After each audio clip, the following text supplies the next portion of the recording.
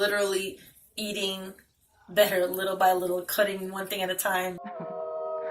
I mean, we could just go across the street to the park right here. Wait, hold up. My cell phone ringing. Hold up.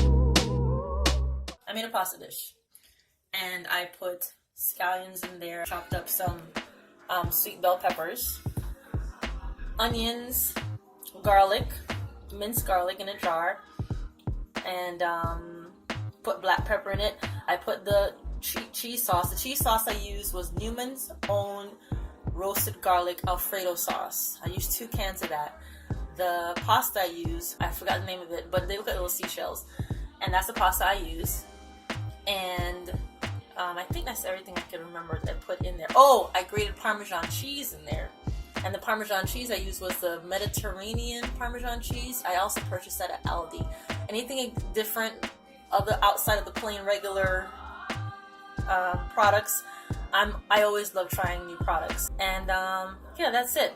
So the pasta dish, the Newman's Own roasted garlic Alfredo sauce, scallions, about 5 things of scallions, sweet peppers that were cut up and pureed in the chopper, not pureed, but chopped up in the mini food chopper, garlic, minced garlic that I purchased at a jar, purchased it also at Aldi, and I added pepper in there. I think that's about it. So let's go see my food, my creation.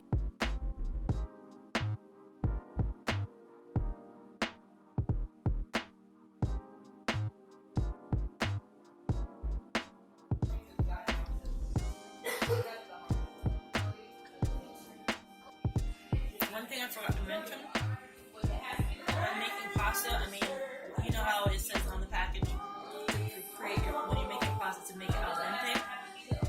Al dente basically means that when you make the pasta, you don't want it to be super, super mushy. You want it to be like very firm, like almost to the point where it's not cooked 100% all the way.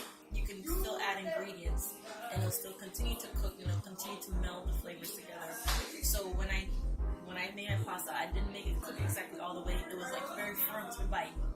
So by the time I added the sauce, added the ingredients, mix it all together, let it sit there, and let the flavors kind of come together, then the pasta was perfectly soft, perfectly enjoyable, and it just tastes a lot better that way.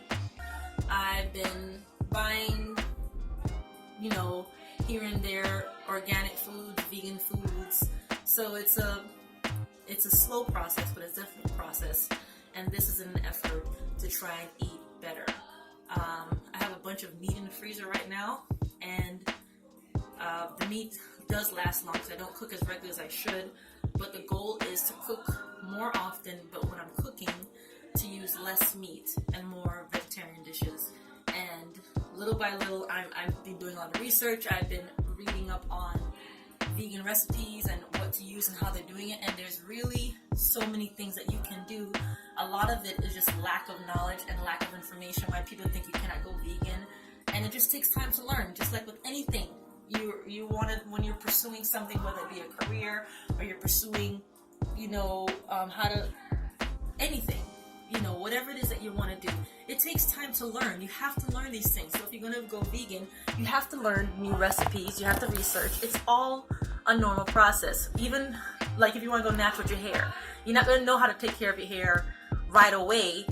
You have to learn. You have to learn your hair. You got to learn things to do with it. When you had a perm, you had to learn how to do your hair when you had a perm.